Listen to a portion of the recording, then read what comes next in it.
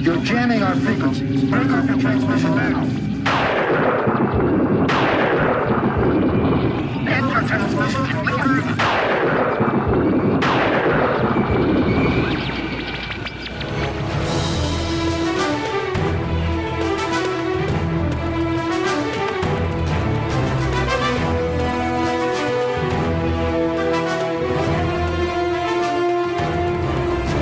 You are listening to Terran TrekRanks, loyal subjects of the glorious Terran Empire.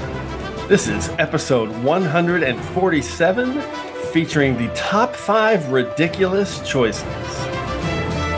Welcome, Terran followers. I am Jim Mirror Moorhouse, and I'm the host of Terran TrekRanks. And it's time for another Terran takeover of the TrekRanks podcast as we jump into our glorious conversation where we tear it all down.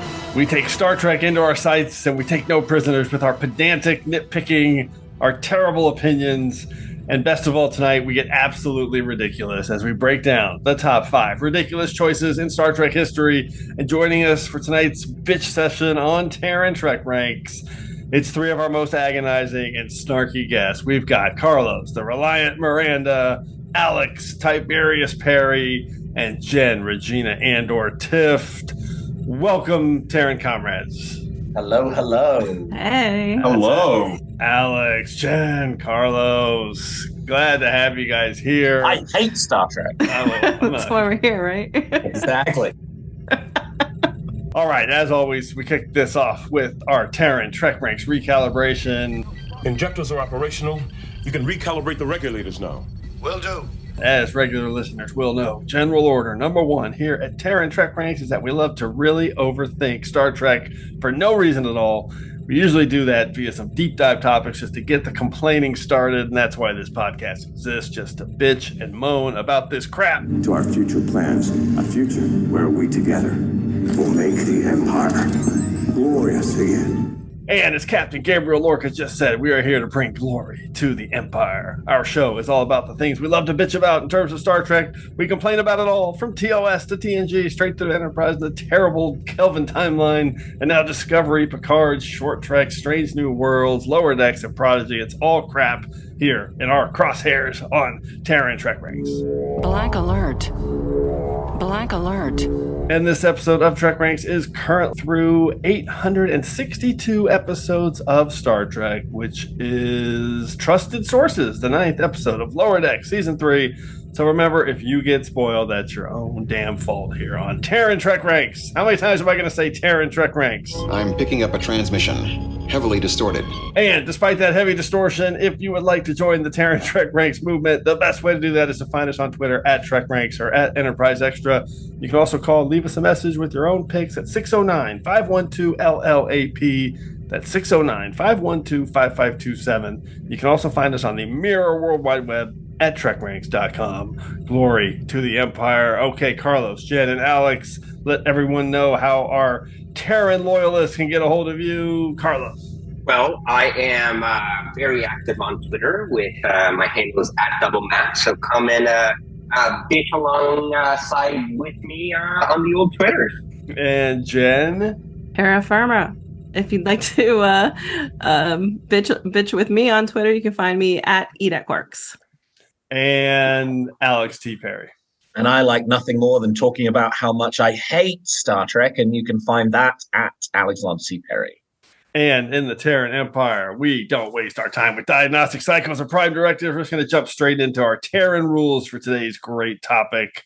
So, Shapeshifter, tell us about the rules for today's episode of Terran TrekRanks. A Terran who doesn't know the rules. Well, we'll see to it that he learns them. Okay, so no prime directives or anything for this episode. We are just going to throw down one important rule for this episode 147 of TrekRanks, and that is no repeat picks from when we did episode 47 of Terran TrekRanks, which was our top 5 things we can't get over, which is basically just a variation of ridiculous choices at some level. So we're not going to repeat anything from that episode. Should be all fresh and new if our Terran troublemakers here are on the straight and narrow. Okay, There's plenty to pick from. So true. Just a quick reminder of how we're going to go through the Terran rules. First, each of us will reveal our original Terran Trek ranks, 5 words and a hashtag summary to tease our pick. Then we're going to start bitching about whatever it is in Trek that we think are the most ridiculous choices in Star Trek. And at the end, we'll ask for a few secondary system selections for any extra complaining anyone wants to get in on today's show. And if we happen to have any mirror duplicates on tonight's show, make sure you listen for the Terran Defiant Torpedo. Okay, Carlos. We're starting with you. What's your round 5 pick for your ridiculous Star Trek choice? Before we start, can I just say that I'm so glad we're not taking shots every single time you'd say Terran, because we'd be dead by now. We'd literally be dead by now. Speak for yourself, Carlos. I'm 7 shots deep right now. 17. Fair enough. I was going to say, that means you can't count, Alex. That's another story. All right, my number 5 pick. Okay, so my 5 words are set a course for home, and my hashtag is tattoos of memories. So my pick is the very, very last minute of Star Trek Voyager. I love that your first pick in episode 47 was the last minute of Caretaker. Correct. Well, thank you for on brand thunder here, Jim. So I was thinking a lot about what I was going to bitch about during this podcast, and I have just finished last month I finished an entire full Voyager rewatch. Now, obviously, I've seen every episode of Voyager countless times, but I had never really gone back and watched the entire series from beginning to end, and I just did that. And I have to tell you that I know we're supposed to bitch about Star Trek in this episode, but I enjoyed it so much. I've had a tough year. Whatever. I know. I've had a tough year on a lot of fronts, and I've just found it was just so nice every night, or almost every night, to just sit back and watch an episode of Voyager. So good. Yeah, it's the best.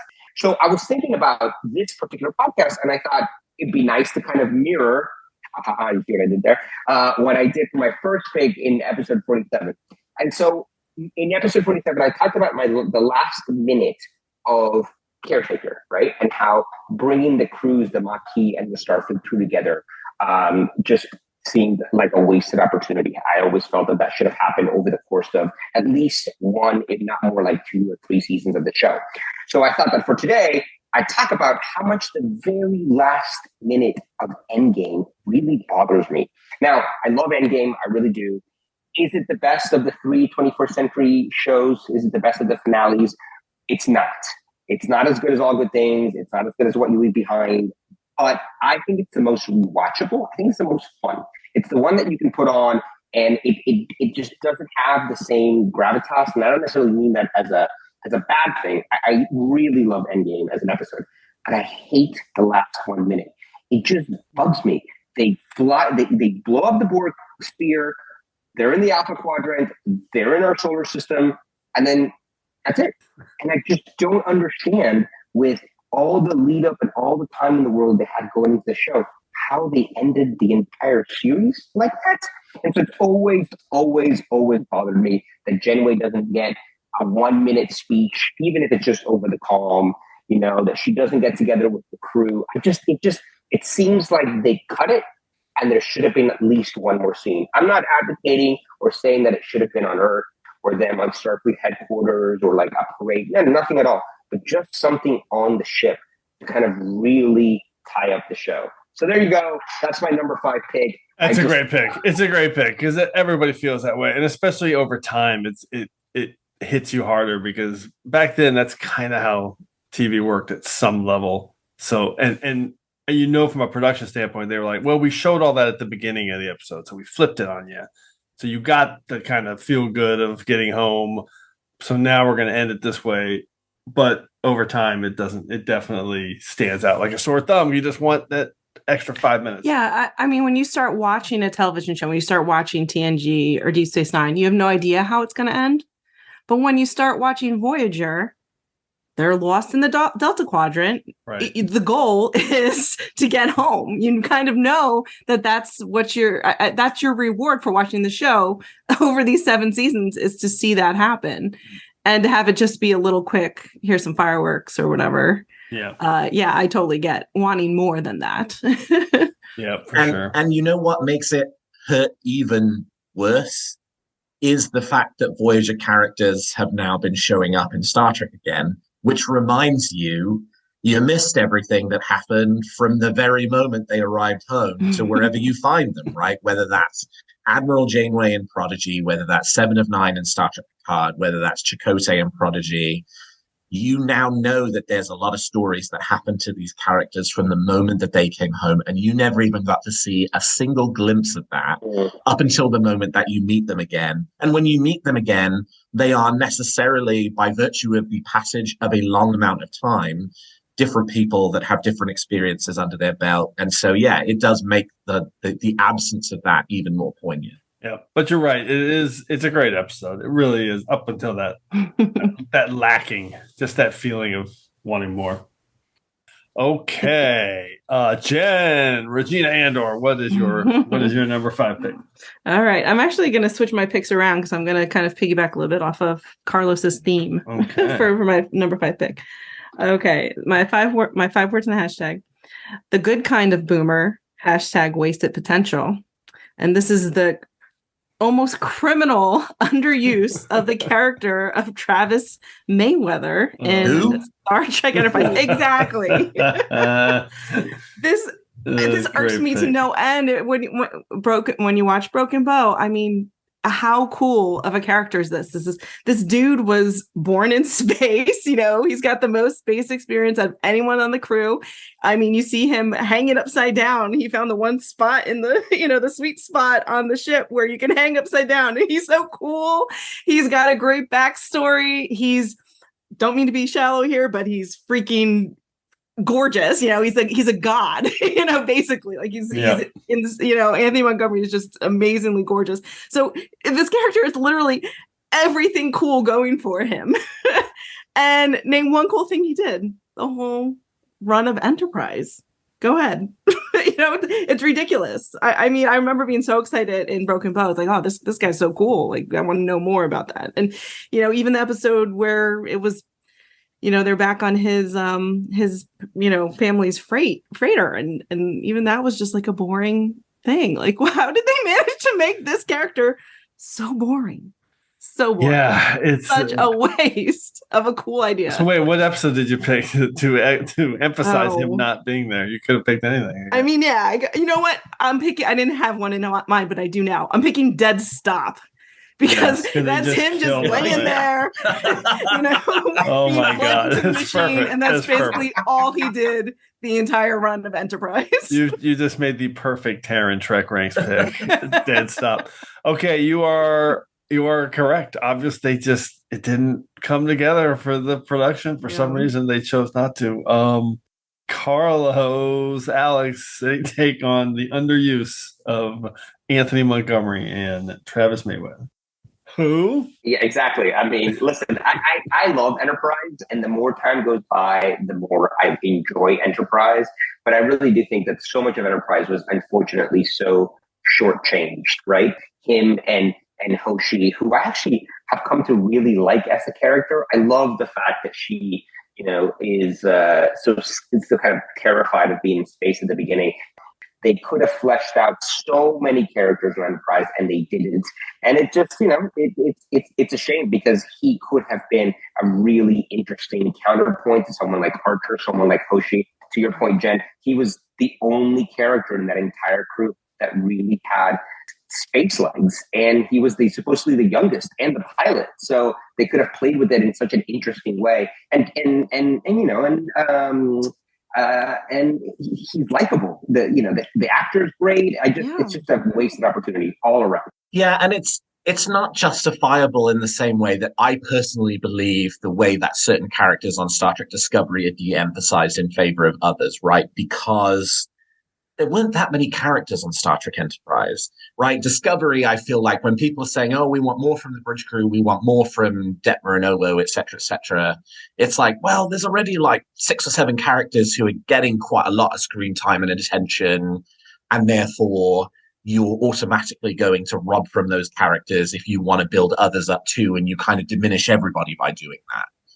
But Enterprise, as much as I love it, right? Like, and you guys are pouring on way too much love for Star Trek in this Terran TrekRanks episode so far. I just want to like say that out loud. But like, as much as I love it, like there were 3 characters they focused on in that show, with a couple of additional half characters that they kind of, you know, had a bit more of a role for. Like, that's not a lot of characters to spend all of your time on. And so they definitely could have redistributed that load a little more across the whole cast and not have significantly diminished Archer, Trip, or T'Pol in the process. Yeah, it feels like a studio note, right? Like, as they got into the first and second season, and the show was under a lot of pressure for ratings and everything for survival, that the studio was kind of pushing focus more on these 3, because that's kind of what the show eventually became, even though it was structured to be more of an ensemble like all the other Trek series. Of course, Discovery was actually built that way. It was not built as an ensemble. Right. It was going to be basically 3 or 4 main characters and everybody else. Anyway, that is a great pick. I love it. Alex, how about you? What are you going to bitch about right now? Yeah, Alex, Carlos and I had something that we wanted more of. I hope yours is a little bit more oh yes, hard on Star Trek. Yeah. This is entirely on brand for Terran TrekRanks. All right. 5 words. Canon connections done very badly. # don't explain it if it's dumb.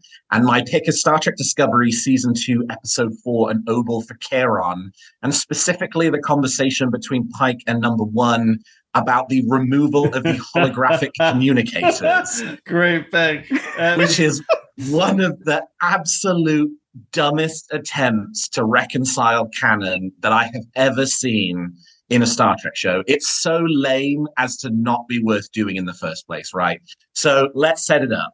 Star Trek Discovery Season 1 begins, and the production crew, Brian Fuller, whoever it is, made the decision they wanted to include more advanced technology into that show than you would have seen on TOS, and that was more advanced than you saw on the 24th century shows, right? They just made the decision and they did it. And that included holographic communicators.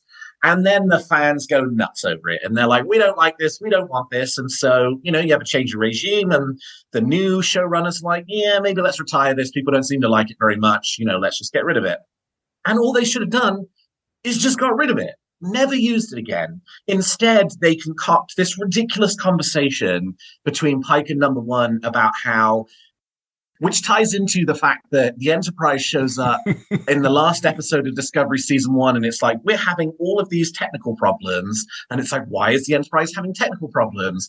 And it's never really explained, other than to say that the holographic communicator is the problem, and the solution is just to rip the whole thing out. And then for the rest of the show, at least until you get to Season 3, when they're way in the future and can build it back again, you never get another holographic communicator. I'm all in favor of like neat little canon-y explanations that explain inconsistencies in Star Trek, but not if it is the stupidest, laziest explanation in the world.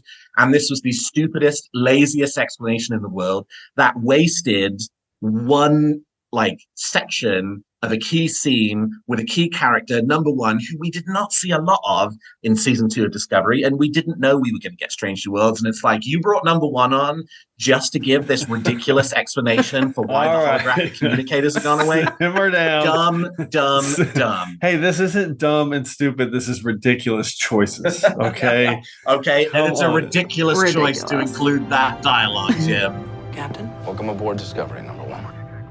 The failures cascaded through all our primaries. Helm, nav, both impulse and warp drive. Chief Louvier has an engineering team working round the clock. I don't think Enterprise will ever have a chief engineer more in love with his ship. Apparently, Enterprise is the only ship in the fleet that's had any problems. You know, he warned me, that damn holographic comm system.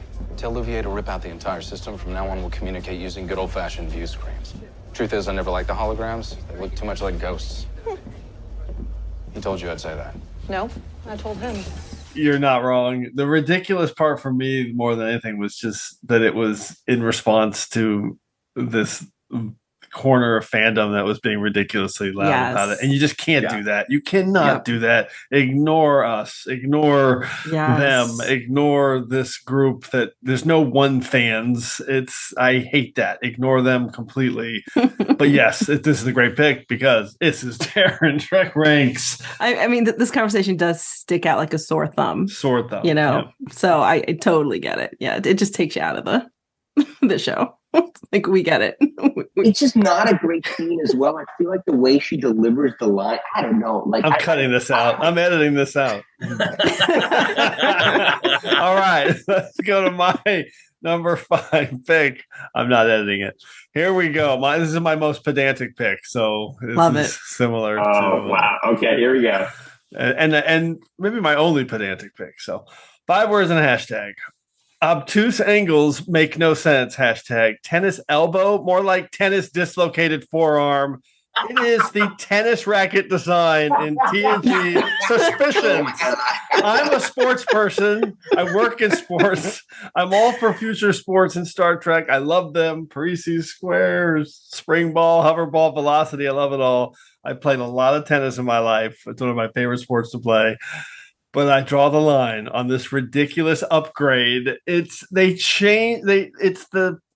tennis racket. It's the final minute of Suspicions when Beverly goes to present a tennis racket to Guinan. And I'm not talking about the metal alloy of the racket design that has holes in it, which makes it more of a paddle than a racket, but whatever. That part I don't care about. I get it. That's sci-fi. It's future. What I'm talking about is this 45-degree angle of the handle to the head of the racket that makes it just ergonomically impossible to play with. You can't swing a racket like this and hit a ball. It's aerodynamically impossible because of the imbalance. The equilibrium is all out of whack. You're going to break your forearm. You're not going to have any control. Literally, it does not matter if you have the strength of a live Kolar beast. You can't hit this ball straight and command any direction over it. It is the dumbest thing, most ridiculous choice. Driven me crazy for 30 years, literally from the first second I saw it.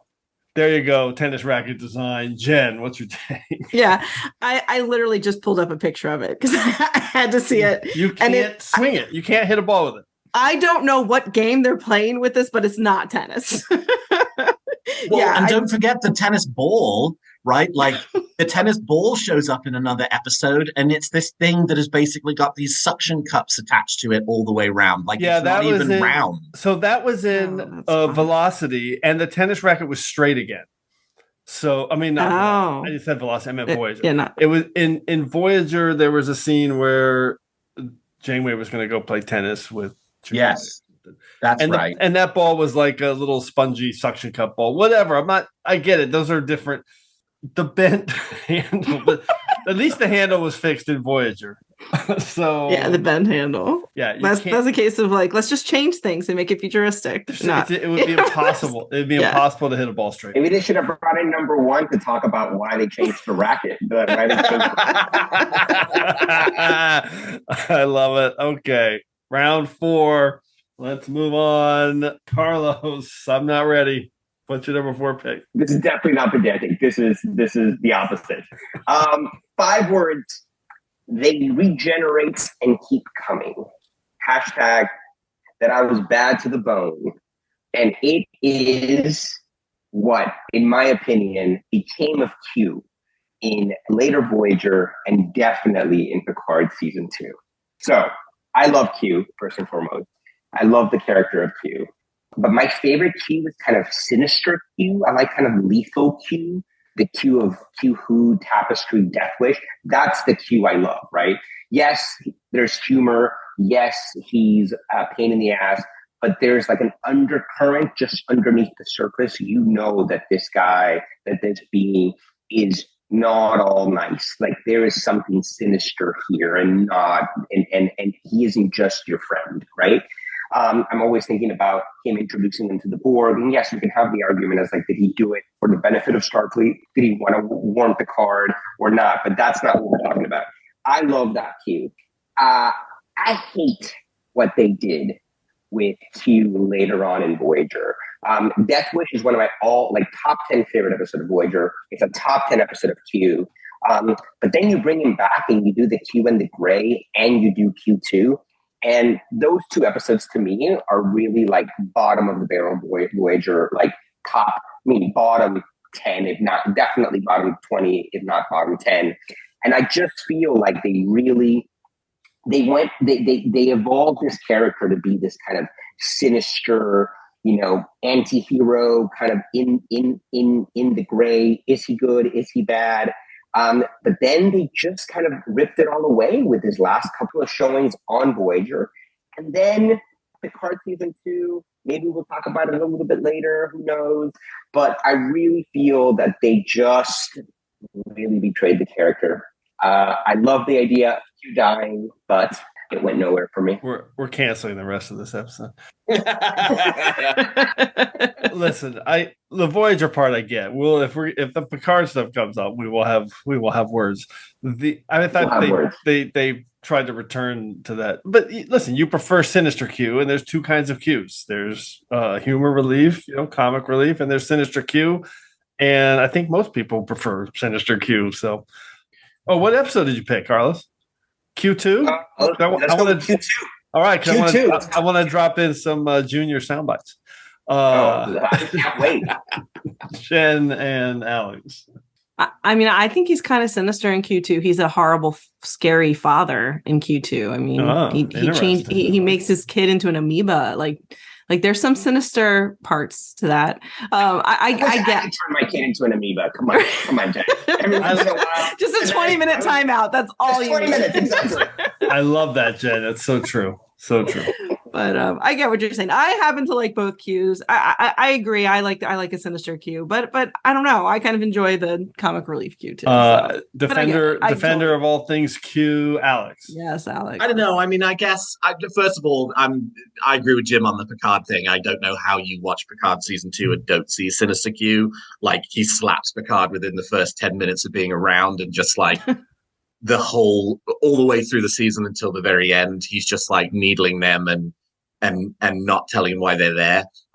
Jenn made a defense of Q being sinister in Q2. I'll make a defense of Q being sinister in the Q and the Gray, which is that he takes Janeway into the middle of a Q civil war for his own purposes, and not because he really cares about her or anything to do with her, but just because he had something that he wanted, and that was the way that he was going to do it. And like, that's really sinister. That's not comic reliefy at all when you break it down. But yes, I can certainly see the argument that those 2 episodes of Voyager are not the best Q episodes in the world. They're certainly not my favorite. And that they probably did tip the scales a little bit too far in one direction than the other. But I disagree with the overall premise of the points. Terran TrekRanks, this is the best. All right, that was awesome. Jenn, what's your number 4 pick? All right. My 5 words has the word hashtag in it, so it's a little confusing. But hashtag. Yeah. So my 5 words: hashtag not my Will Riker, hashtag ethical pussy hound. And this is the character assassination of one Mr. William T. Riker in TNG season 3, episode 14, A Matter of Perspective. Okay, yes, please. My God. My man Riker would never do what he's accused of, at all. Like we've never, we talk about how people see Jim Kirk as the caricature of what they think he is, and he's not really that. Same thing with Riker, right? I mean, Riker is obviously more of a slut than Jim Kirk, but always in a respectful, ethical way. Like he would never, ever try to take advantage of somebody. And this episode just kills me. So first of all, Krieger waves are bullshit. Apgar's a hack, and he's a bumbling You're idiot. a dead man, Riker. He's a bumbling idiot. He couldn't even kill Riker without blowing himself up. Like, we know this. But what I really, really hate about this episode is the way that, well, first of all, the seeing everyone's testimony in the holodeck, I get that as being like a pretty cool device. But then also, if you think about it, you could put images into the mind of the people watching that didn't really happen. Like there's the investigator has his program is hypothetical Crag 1 and it's Riker, basically trying to murder Apgar and it, there's just so much in that framing to begin with. That's just wrong. But I hate that we have to sit there and watch Riker do these things that he didn't do to this poor woman. And it's really uncomfortable, to have to do that, to have to sit through that. But, and like, that's fine. Like if that's just a normal court episode that happens all the time. Like, oh, you're accused of this, but you didn't do it. So we're going to prove you didn't do it. But in this episode, it's a little different. Because Riker gives his testimony of how it happened, which was, Apgar's wife, coming on to him and Apgar seeing it and getting all pissed off. And then we see her side of the story where Riker attempts to rape her, and we have to watch that. And we know he would never do anything like that. But when it's framed like that, like Deanna Troy's there, she says that she doesn't sense any deception from her. And her line is, it is the truth as each of you remember it. Yeah. The truth as each of, that's what turns this into something that like, I can't even watch this episode without getting furious, F you. It's that telling the truth part it's the truth as each of you remember it. Because that means either one of two things are true, right? That means either Riker did something to this poor woman to make her think that he was trying to rape her, and he didn't even realize it because that wasn't part of what he remembered. Or even worse, just made up in his mind that she was the one coming on to him. Or number two, this woman's mind totally imagined an attempted rape out of thin air, which either one of those options is not something that belongs in my Star Trek episode. And I can't stand it. And it drives me crazy. Okay, I liked where you went. Because I wasn't sure, because I get through this episode just by knowing Riker's version is all that matters. Everything else is just character slander. Which in a normal court episode, yes. But where I thought you might go, because it's annoying, is where two people, Deanna has a chance to defend him in a way but she doesn't, because she says that, and it's terrible. And Geordi, good old Geordi again, is just like acting like, I don't know, he was kind of scheming. I mean, he's always given kind of a look like, I don't know what went down. Where's Commander Riker? He's still down on the station, sir. Dr. Apgar wanted to have a word with him. Any problems? Not with the scientific part of the mission, no, sir. Riker to Enterprise. I'm ready to leave now. I'm sure Commander Riker will be able to explain everything, Captain. Stand by. Geordi, I got the hell out of there as soon as I could. have his back. That was what always bugged me, that Geordi and Deanna didn't have his back. So, wow, that's a tough one, because all that stuff. But I'm glad that I thought for a second you were going to say you didn't like Riker's version either. I thought maybe I was misremembering it. So. I mean, Riker's version has to be the correct one. Of course. And he doesn't do anything because wrong. he would never do anything like that. Yeah, he's trying to avoid it. He's just and it's the one that makes sense, especially knowing what the truth is, that this Apgar asshole, tried to murder him. But the episode A doesn't say that. Mm-hmm. And B, in fact, pushes you in the other direction of saying, well, he didn't murder Apgar, but the truth about the rest of it lives somewhere in the middle. Yeah. Yes, and that's unacceptable. Exactly. Picard even says that. Picard says, we haven't seen exactly what happened yet. We've seen 3 versions, and none of them are 100% what happened. Why not have your first officer's back and assume that his version is exactly what happened, Picard? Because he's the only one who doesn't have an explicit agenda that is ultimately explained in the episode. You're a dead man, Apgar.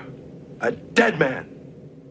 You're a dead man, Miranda. A dead man. If I had a nickel for every time I heard that. I love when Star Trek goes like all Law and Order, except in this episode, for all the reasons, Jen, that you said it. Like, I love a courtroom Star Trek. I get inject that shit into my veins. I love it. Same. But this is one, I think this is probably, unless someone thinks otherwise or can correct me, I think this might be the worst kind of courtroom drama episode of Trek. I will say that I dig Krieger Raves and the mystery of them showing up on the Enterprise and they have to figure it all out and it all comes together with the holodeck. That's cool sci-fi shit. I like that. Well, and that's one of the things that Star Trek does really well with courtroom dramas. It's always in the background is the sciencey stuff. Yeah, they're working through the sciencey stuff to try to clear the good name of their crew, their crewmate, and I always dig that. Yep.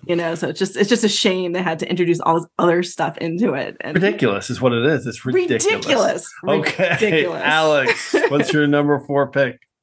All right, I got to limber up for this one. Uh-oh. 5-word summary. Tuvok, don't let me go! Yes! Hashtag no! No! No! No! Oh my God. I am so glad you picked this because it was my last cut. I was so close to picking it. Anyway, go. What a garbage setup for what should have been a guaranteed slam dunk of an episode of Star Trek, right? Yeah. What had fans been begging for? We really loved Captain Sulu in Star Trek VI: The Undiscovered Country, and we would like to see more of him. And so they set up 2 30th anniversary episodes of Star Trek. The first, the divine Trials and Tribulations, right? The perfect homage to the original series. And then the Voyager writers' room absolutely craps out this unbelievably bad setup for what should have been an excellent episode of Star Trek, right? You pull back Captain Sulu, you bring back George Takei, and you tell the story of the undiscovered country that happens around the undiscovered country, right? The bits you didn't see on the Excelsior. And the great thing is Tuvok, he was in Starfleet. There's this whole great, kind of story about him having been in Starfleet and then having left. And you key in through this stupid child on the precipice. The child on the precipice. The child on the precipice. How many times does Janeway say precipice? And take me back to the child on the precipice. I couldn't imagine a place I want to be less than on the precipice. Oh, God. Because, I want to be on the Excelsior. I don't want conversations about the child on the precipice. That's not interesting in any way, shape, or form. It's such a dumb setup for the episode that it basically ruins everything else that happens because you're just waiting for, oh, God, when is the next time you're going to hear, help me, Tuvok, don't let me fall, no! Help me, Tuvok! The virus protein structures are breaking down. It's dying. Increase thoron radiation to 80 kilodynes, 15 seconds, now. Help me, Dimitri, please, don't let go! Don't let me fall! Again! Don't let me fall! No!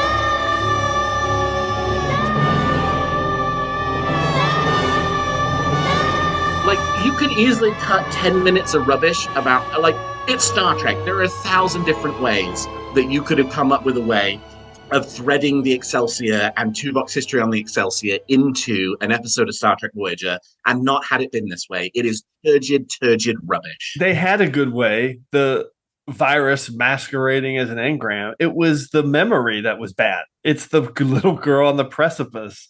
And Janeway says precipice 16 times in this episode. Oh my God. She says it more than you said Terran so far this episode. Exactly. Yeah. That many times. I would say, because I rewatched this before this episode, they get the flashback stuff they get it all so right with Kang showing up, and there's just so many great elements. All of that stuff is really an A+. They killed it. But the whole episode just gets brought down by the girl or the child on the precipice. They just needed a different hook to get into that mind meld and having Janeway show up on the bridge. It really was such a mistake. It's hard to believe that made it all the way through the girl on the precipice. Yeah, no, I totally agree. Because it's worse than just being boring. It's actively annoying. Yeah, it's ridiculous. It's ridiculous. It's ridiculous. Yeah. What we need is you need a smash cut of this episode that just cuts all that shit out. Yeah, and it would be awesome. Carlos, you could have just given us Star Trek Excelsior, right? You could have had a 11:59 this shit. Tuvok got out there and being like, let me tell you guys the story about the time I was on the Excelsior. True. You could have just done that. Yep. But 42 minutes. You don't get to have Sulu interact with Janeway if you do that. But I get what you're saying. You could have done something. I can't believe this is only my second pick. God, it feels like we've gone through a lot of ridiculously. Been here a year. Okay, ridiculous. This one is actually pedantic too. But after that, this is my last one that's pedantic. 5 words and a hashtag. She thinks he's an Andorian. Hashtag ridiculous framing. It is Explorers, Deep Space Nine, and it is this ridiculous mix-up between Elizabeth Lenz and Julian Bashir. So right now you're saying, what? Who's Elizabeth Lenz? Which you should be saying because you don't remember her because this whole B story in Explorers is completely forgettable. We're not talking about Miles and Julian singing Jerusalem, all that. That stuff's great. And we're not talking about Julian's mistaking a pre-ganglionic fiber for a post-ganglionic nerve. That's a nice thread that lasts throughout the series. And even the self-sabotage that he does to not win valedictorian is pretty good because it matches up with the genetic engineering. So all that part is fine. What we're talking about is that the valedictorian has no idea what the salutatorian looks like, and they're from the same Starfleet Medical Academy class. She doesn't even know what species he is because apparently at some point someone pointed out Julian Bashir to her at a party, and they thought that he was pointing at an Andorian, and somehow they went right, and somehow they went through, was Andorian. They went through the entire semester, never crossing paths. 3 or 4 years together at school, never interacting, never having a class together, never seeing them in preparation for their back-to-back speeches at the class where she says, oh, I was backstage, I didn't look at you, or something. What? This makes no sense. It is ridiculous.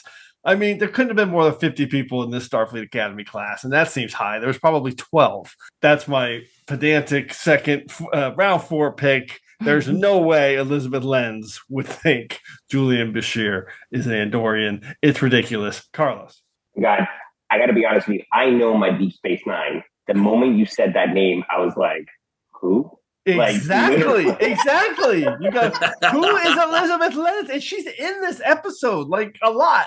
I love elements of this episode, especially the B storyline, but I have no memory of this place. Literally, that's what came to me until that. You had to go into a lot of explanation before, it all came back to me. So that speaks volumes, my friend. It really does. Jen, any take? Okay, so this never bothered me, and let me tell you why. I always thought that she was just actively dissing him with this. Oh, Julian Bashir, I don't know her. Great spin. I think she's an Andorian. That was always my spin on that. That is a great canon adjustment to this ridiculousness. Yeah. I mean, what more can we say? Yes, I was there with Eric, and he's an Andorian. Oh, my God. So dumb. Okay. Well, you know what? Up until Lower Decks, I was like, and how can you possibly hear the name Julian Bashir? Julian Bashir, and assume he was an Andorian. But now we have Jennifer. Yeah, that's true. Maybe that's why we have an Andorian named Jennifer. Okay, here we go. It is the Ganglia round. Here, have my ganglia. You deserve a treat. Here we go. Carlos, what do you got? Gotta love it. Got it. So my 5 words are, to hell with our orders. And my hashtag is the one that got away. My number 3 pick is letting this time really took the ridiculous, something that was, I just think was ridiculous. And I applied it to the behind the scenes of Trek. And I just think that how in the world, on what galaxy do you let Ron Moore go from the Voyager writer's room? Again, I just rewatched Voyager, and I was just he comes in, he finishes high on Deep Space Nine as a co-executive producer, one of the main writers. He, deep love of Star Trek, has been personally responsible for writing or co-writing some of the best Star Trek ever. and to this day, still some of the best Star Trek ever. He joins a new writer's room for Voyager season 5, come help shake things up. And he lasts a handful of episodes, and they basically drive him out. And to me, like, there's no more ridiculous kind of example of something related to Trek than letting Ron Moore go. Obviously, we get Battlestar Galactica because of it, and so silver lining. But to me, that is just that's just to me the most ridiculous thing among the most ridiculous things of behind the scenes. All right, so are you picking Barge of the Dead, or are you picking something else? Let's go Barge of the Dead. Go Barge of the Dead. All right, that sounds good. So I will say I agree that this is ridiculous, but your question of how do you do it, I totally see how it happened. Because Brandon's there, they're partners. Brandon's now becoming the boss. There was no way this was going to work and coexist because Ronald D. Moore was too big at that point. And he's similar to Brian Fuller. He's one of these guys that kind of goes in and it's either, I don't want to say my way or the highway. That's too direct or too stark, but it's got to be a particular way or it's not going to be for him. And that was the beginning, I think, of that for Ronald D. Moore. When he was coming on board, I literally remember thinking, being a fan of the behind the scenes stuff, that this is not going to last. I just didn't think it was, and he was going to move on. But listen, he's one of the best writers in Star Trek history, so he could have done nothing but help. Ron Moore's time on Voyager is what happens after you and your high school girlfriend go to different colleges. That's so true. That's pretty much it keeps going for a little while, and then you're like, oh, wait, the magic's gone because there are other opportunities, and I think there are better opportunities for me, and so I'm done with this, and I'll see you later. Right? Like, he probably should have known well enough that at the end of Deep Space Nine, he'd run the ride, and it was at the end, and it was best for him and to move on. And I think he realized that really quickly after he got to Voyager. And we've got a couple of good episodes out of it, which, is not so bad of a thing. But from Star Trek's perspective, they shouldn't have let him go. From Star Trek's perspective, they should have worked out whatever they needed to work out with Sony so that he could have come back and run it before they approached Brian Fuller for the revival in 2017. But I think from his perspective, it was time for him to go on to bigger and better things. I love this pick though, Carlos, because it's awesome to think about it and talk about it, because that never come up on the show. But okay. Ganglia round. Jen, what's your pick? Okay, my Ganglia round pick. I love it. 5 words. Sound and fury signifying nothing. # shut your face. And this is TNG season 2, episode 2, where silence has lease. And this is just that I hate that guy. I hate everything about him. Man. He looks stupid. He's a jerk. Nagilam's a stupid name. Like, he does nothing. The whole episode's pointless. Picard just, in response to him, just plays dead, basically. And it's nothing. Literally nothing happens. Picard, he with him. Picard plays dead. And he's like, okay, I'll let you go. I'm just messing with you. Oh my God, so good. Nothing. And to add to this, not only does literally nothing happen for 40 minutes, then at the end, Nagilam gets on Picard's, computer monitor, and gives this speech about how humans thrive on conflict. They're too aggressive or hostile or whatever. Literally nothing in the episode. What episode did he watch that he came to that conclusion? Nothing happened except Picard just saying, well, we're just going to kill ourselves because I don't know what to do against you. Let's just kill ourselves. And Picard's just like, okay, bye. And the episode ends. I can't stand it. It's just the most pointless episode with the most ridiculous villain. I love that you said his name is ridiculous. You know the backstory of Nagilam, his name? No, I do not. They originally were going to cast an actor who's known as a comedic actor named Richard Mulligan, who was in Empty Nest. Oh, yes. He was going to be cast in this role, and he couldn't do it, or they maybe couldn't get him. And Nagilam is Mulligan spelled backwards. Oh, that's amazing. It is truly, truly amazing. Wow. Nagilum is Nagilum. He is creepy though. I will He's say creepy looking. He's creepy looking. This was a popular pick on our Twilight Zone episodes because this feels like a Twilight Zone episode. There's so much going on, and then nothing really happens. Yeah, when they're like rats in a maze, and they're on the other ship, and Right. they go out a door and they come back in always to the bridge or whatever. But literally that's it. That's all that happens. Carlos, Alex, any take on the ridiculousness of this episode or how ridiculous Jenn thinks this episode is? I'm Nagilum. Shockery level nonsense. I mean, let's be honest, Jim. I do try to think about Richard Mulligan playing that part and just think that would have been so weird. That would have been so weird because he's weird enough because he's just this weird face. Like he's just a face. But if it was a face I knew, like Richard Mulligan, that would make it even weirder. I don't know. Yeah, I don't know what I think. I don't of like that. the face at all. I think it looks goofy. It's not. I think it's not creepy. It's goofy. I think it's creepy. I think it's creepy. I think it's effective.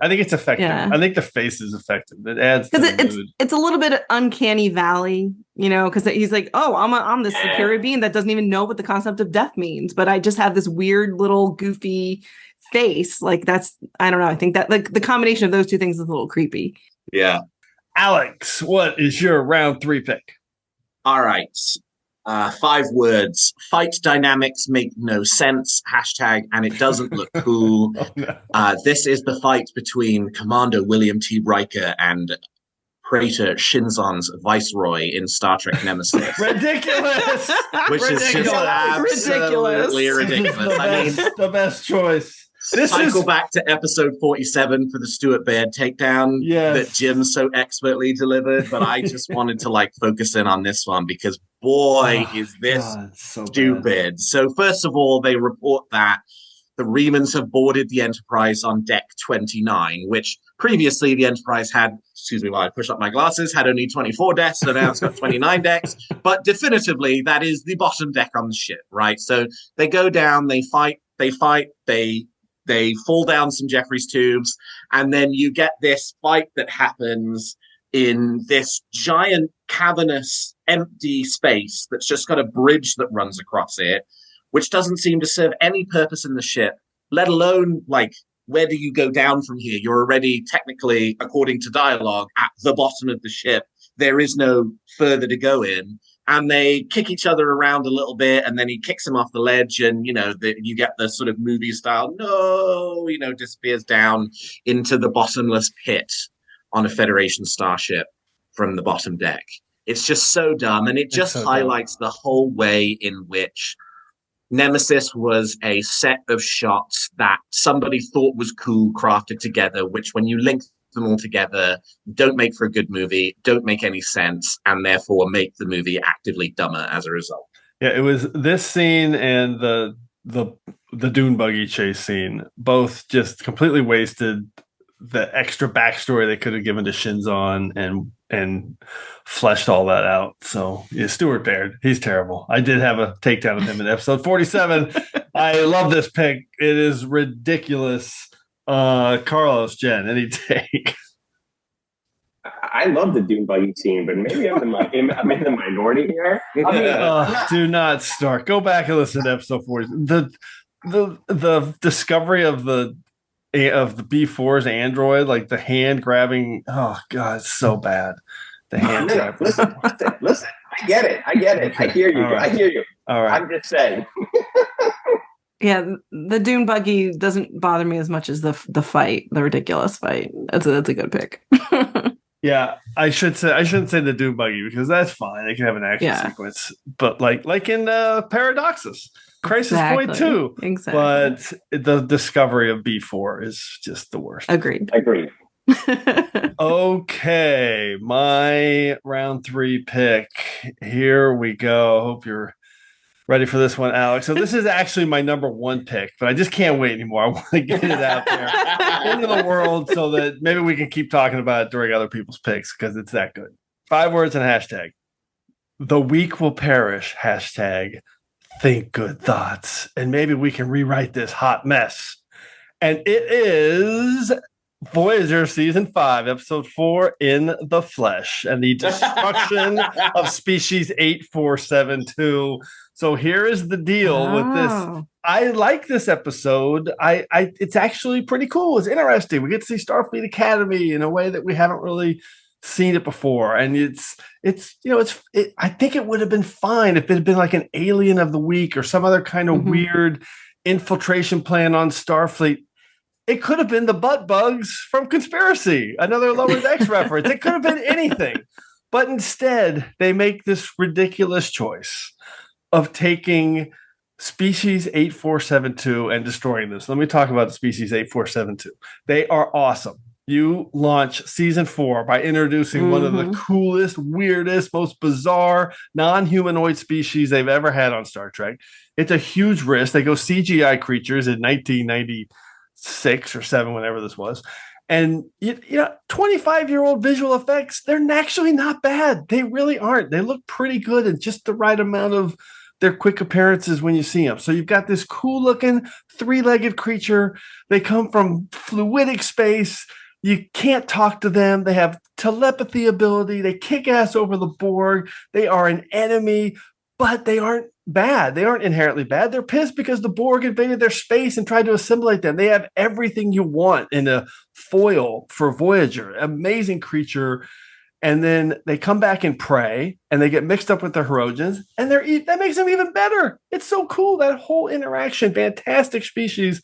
They've set them up for years of awesome, interesting stories. There's so much you can do with them. So what happens after that? They bring them back in the flesh, and they don't just have them acting human where they can talk and communicate. They actually make them humans. And their big plan is to infiltrate fucking Starfleet Academy and impersonate humans? Like, that's ridiculous. It makes no sense.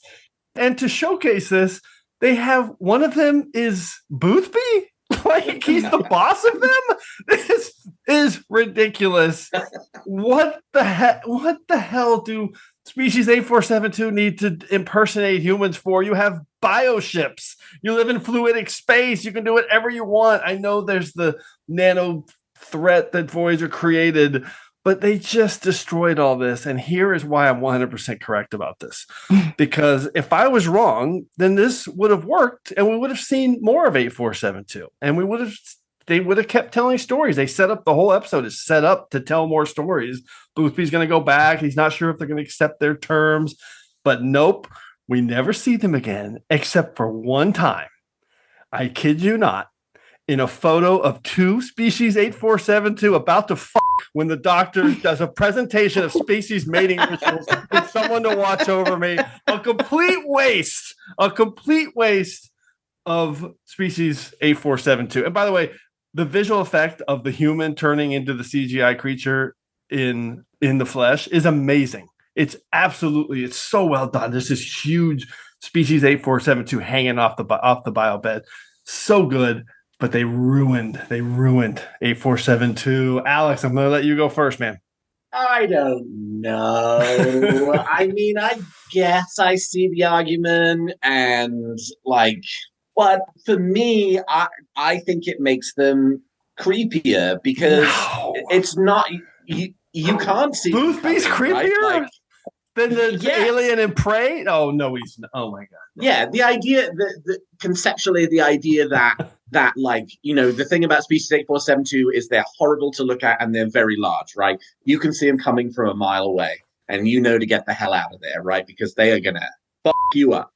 But in the flesh, it's positing what happens if this incredibly dangerous, extremely intelligent alien species actually is standing right next to you and you don't even know it. You'd never have a chance against someone like that, right? Because they're all around you. I mean, and I think that is an idea that probably would have been explored better today in our ultra paranoid culture that we have than it was in, kind of pre 9/11 when it happened in Voyager. But the last thing I'll say, Jim, is that it's Ponfar night at the Vulcan nightclub, and that's good enough for me. No, that was cool when they were changelings in the Dominion War. I mean, we've seen human infiltrations posing as humans Seen that a lot in Star Trek. We did not need to see. Oh, come on! Turned into that. There's so much of that. I mean, you could point to anything in Star Trek and say that. Yeah, but in this one, don't make 8472 go down this road. It's the same. It's a changeling anyway. I mean, just the fact that they can become humans, it's just silly. It's ridiculous. Jenn? Yeah, no, I'm with Jim on this one because Species 8472, they were like mysterious badasses from fluidic space. Like it's just the mystery was part of what made them so scary and so so interesting as an antagonist.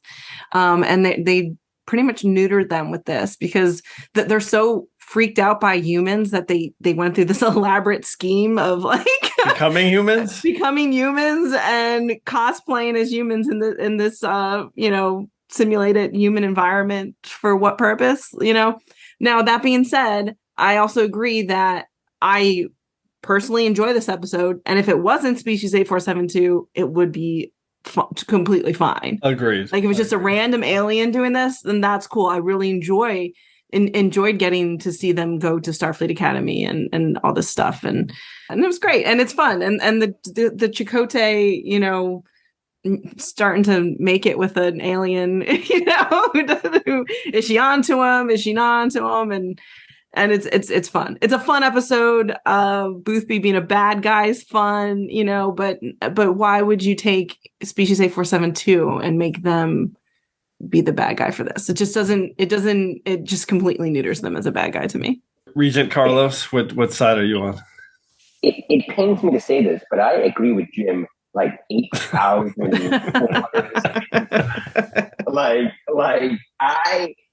There are two good things about this episode. One, that there's Ponfar Night at the Vulcan nightclub. Obviously, thank you very much, Alex. That Chakotay whips out a Type 1 old school phaser. Come on. I think that's the highlight of the episode. Oh yeah, I forgot that. Yeah. Would this episode have been better? I've never thought about this. Would this episode would have been better with another species, like rando species of the week with a forehead? For sure. For sure. I love 8472. For all the reasons Jim said. And just, it is, as Jen said, neutered them, despite the fact that we saw some getting it on later on. But it totally did. It's so annoying to me it's the perfect cherry on top for destroying an awesome species. Okay, I will shut up. Terran TrekRanks continues with round 2. Carlos, what do you got? All right, round 2. So my 5 words are: my name is Cristobal Rios, and my hashtag is ¿Y dónde está mi gente? And I'm going to say something that I find ridiculous, really ridiculous and painful, and that is unceremoniously killing Rios off screen via a few lines of dialogue. Okay, that hurts, ladies and gentlemen, because first and foremost, I love that character, right? He was I love that character. I loved him in season 1 of Picard. I loved him in season 2 of Picard. There is very poor, Hispanic Latin representation in Star Trek to begin with. But then when you have some, and it's amazing, right? And then just killing him off screen because, you don't have the budget to bring him back for season 3 or whatever it is that they've been saying. It's just painful and it's ridiculous because he was a great character and he deserved, do I buy the story that maybe he stayed behind and, married this woman and did all these things? Sure, I guess. But to kill him off like that and not throwaway line of dialogue, I thought was ridiculous.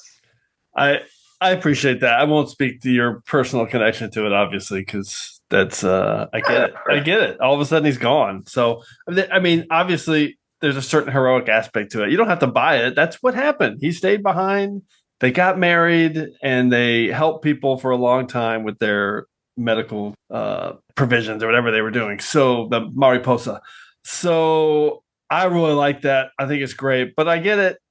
For you, that's a ridiculous choice for him to just be gone. And then they kind of toast him off screen, having Just to clarify, it's okay to kill him. That's fine, no issue. Just to me, what bugged me was the line. Like, it was just like a throwaway line. Oh, he died in a bar fight. Okay. Oh, that's right. Because he died before her. Yeah, that's right. Yeah, in a bar fight. Oh, yeah, I forgot about that. That was kind of a weird little addendum. Instead of, I wonder what they were going for with that. Yeah, okay, I get it. Yeah, I mean, I have a lot of feelings about this too. I love Cristobal Rios so much. Good. He's an amazing character, and if I just have to, accept the fact that he wasn't going to be in season 3. Then I kind of think he got one of the better send-offs because we at least know the whole story of his life, which I kind of appreciate. We know he met the love of his life and they did good things. And him dying in a bar fight, I much rather have him died at 150 years old while he was sleeping in bed. I would much rather that. But him dying in a bar fight, that's kind of how he was going to go.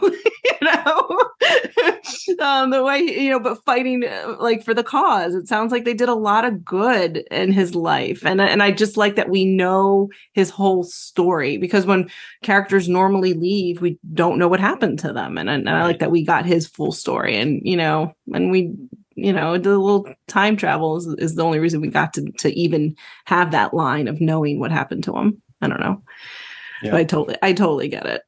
Fuck him getting his happy ending. I mean, seriously, goodness sake. I think I agree with Carlos on this one. Like, obviously, he was going to end up being with Teresa, but it didn't sit right with me that they stayed in the 21st century, knowing everything that was about to happen over the particular period in which they were in.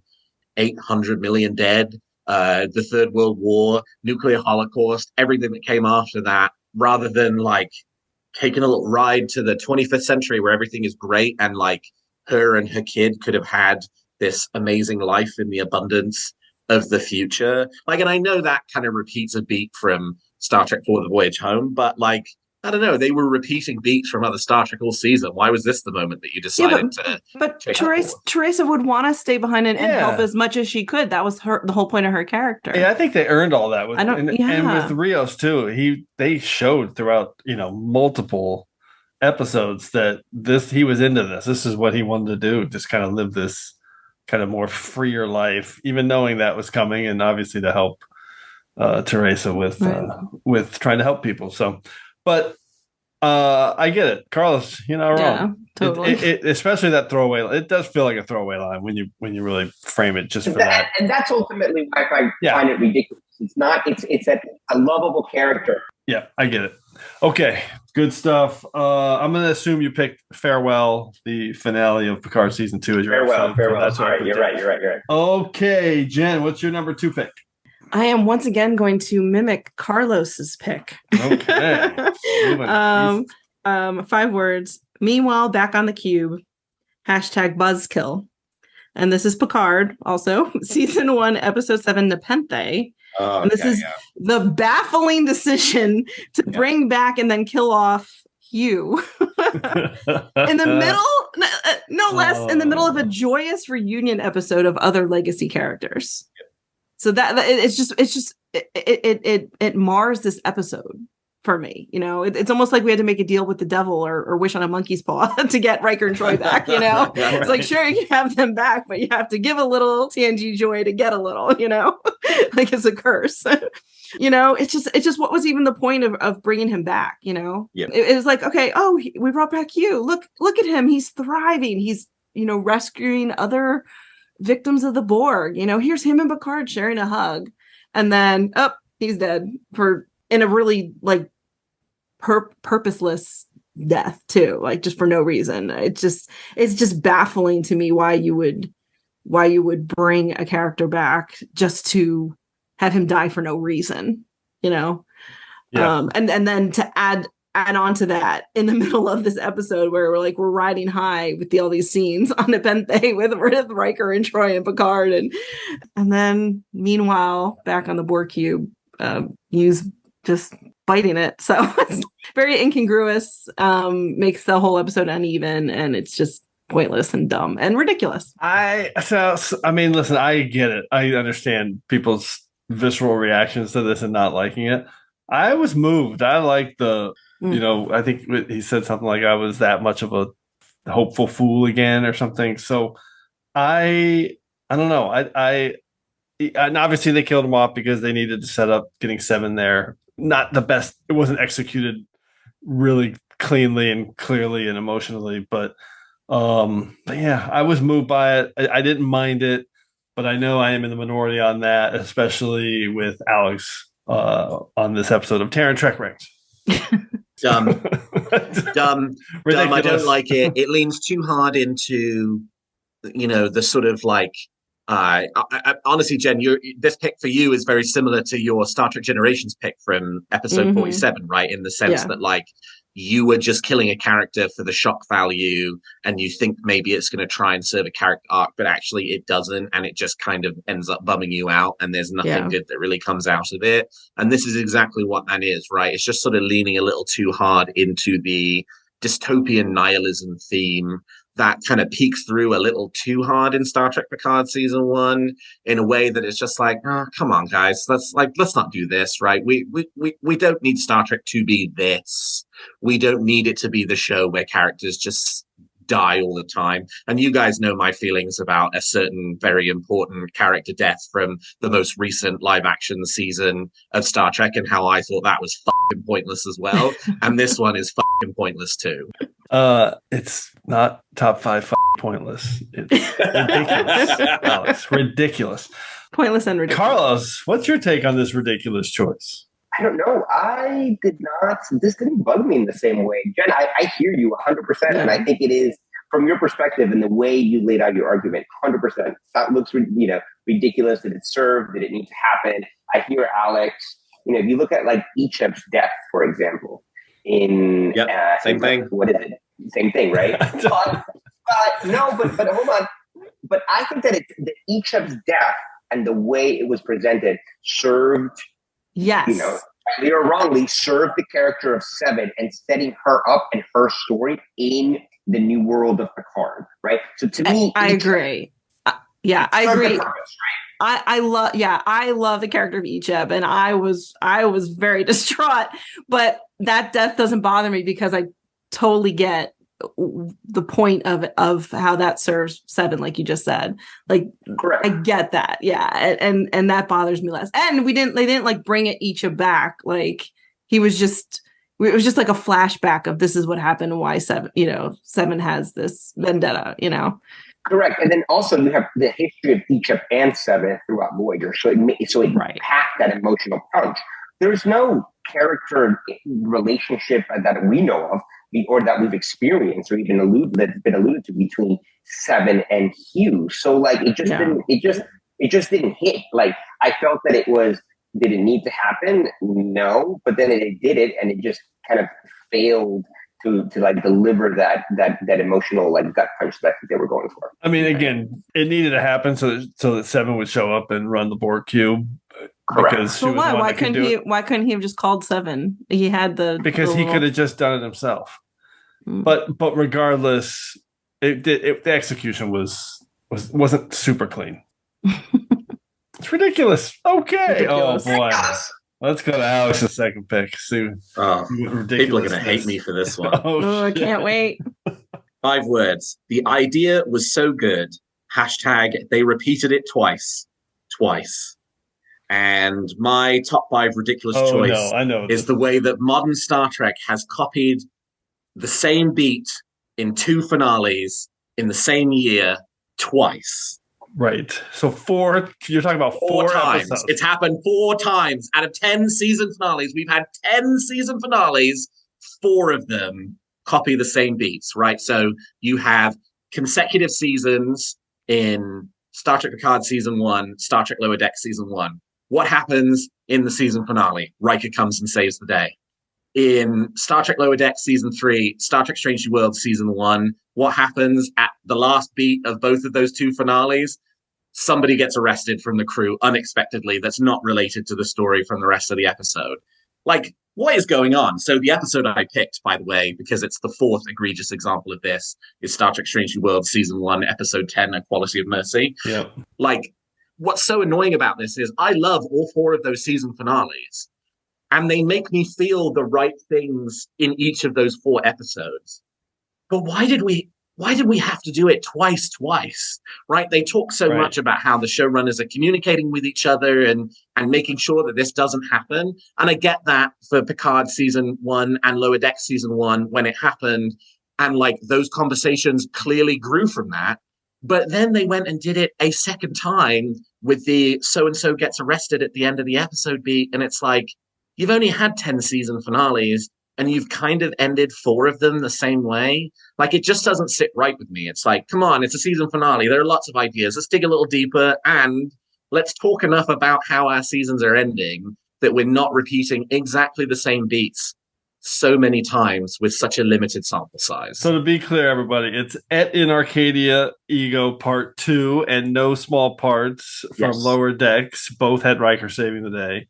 And then basically a year later, they did it again with Lower Decks First Contact and the arrest of Freeman, and then Equality of Mercy with Strange New Worlds and the arrest of Una. Amazing. It really is kind of interesting that happened somehow, some way.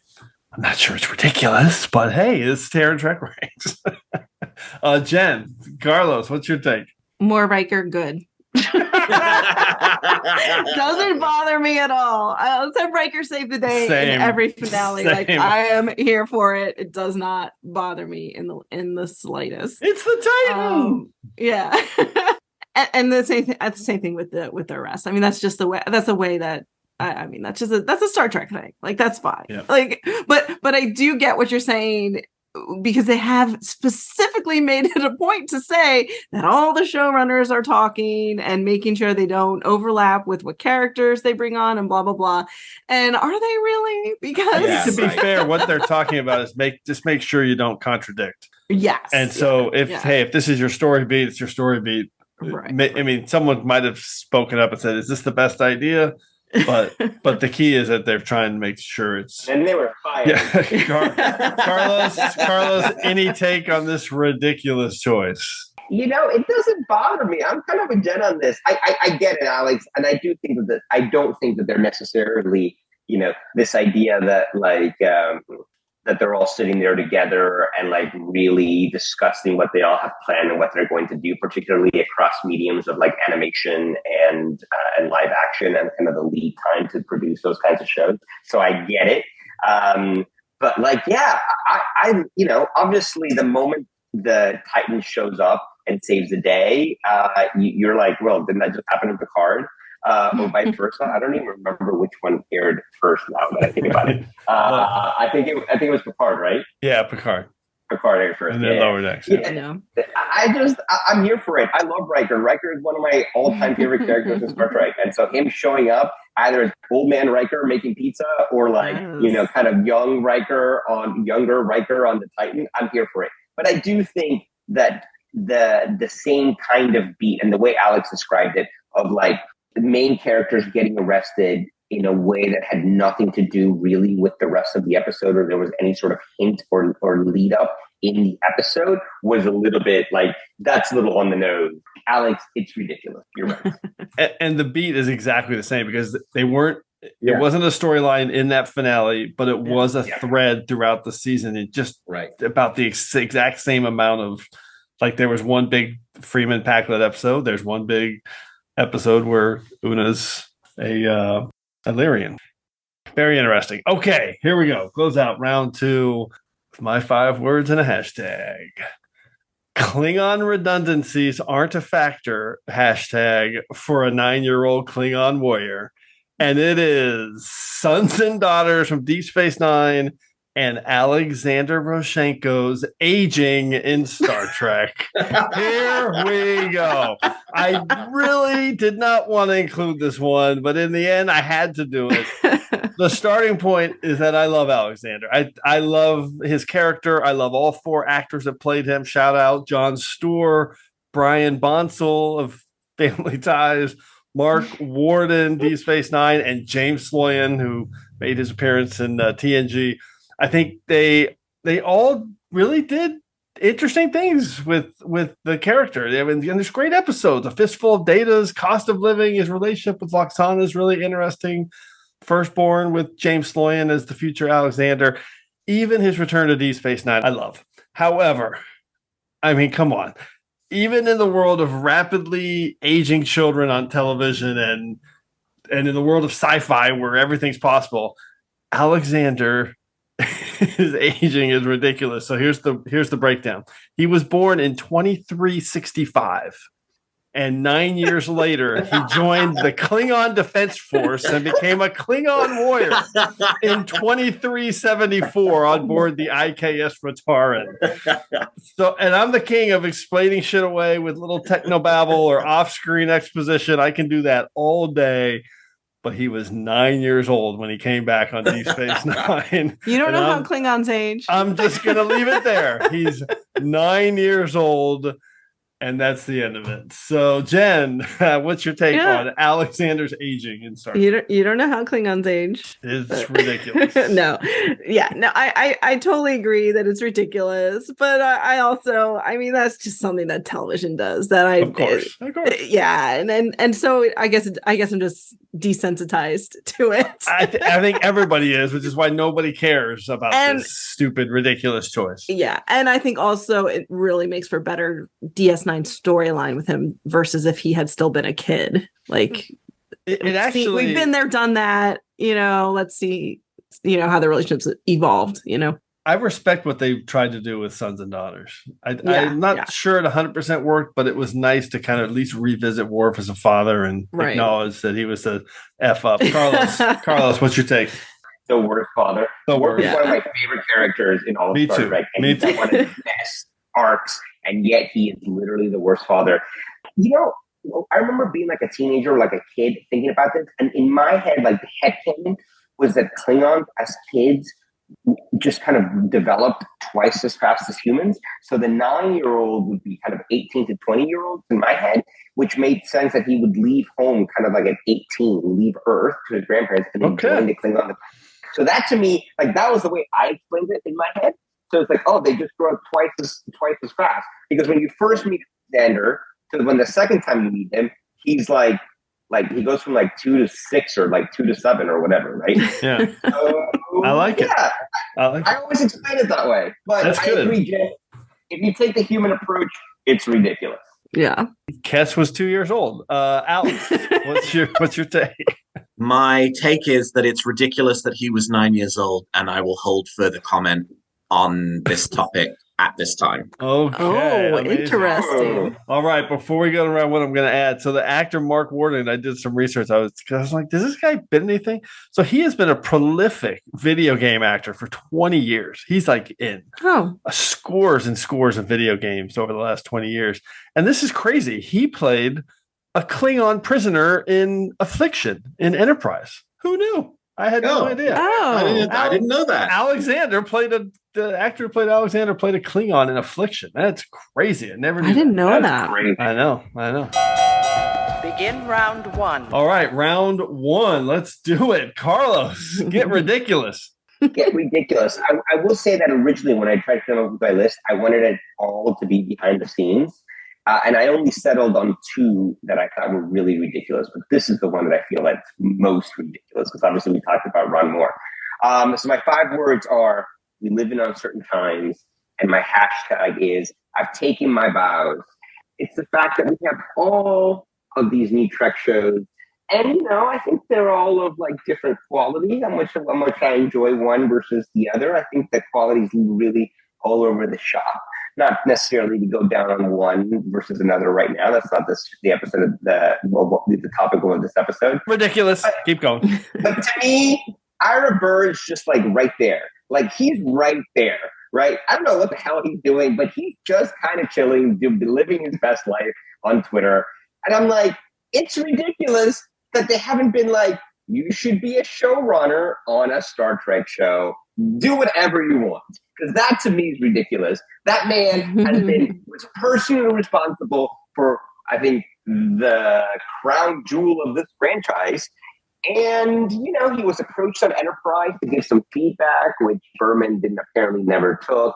To me, he's the GOAT of Star Trek, and it's ridiculous that he has not been approached to do something else, given how many also behind the scenes people have been brought back here and there. And so to me, it's ridiculous that Ira Burr has not been approached.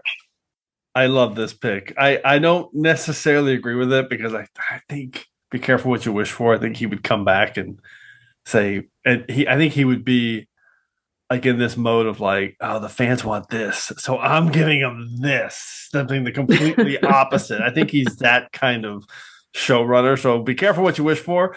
But having said that, what he showed us from season 8 of in what we left behind is in the documentary is staggeringly good. Like that's canon to me, even with now that we've been back to Deep Space Nine with Lower Decks.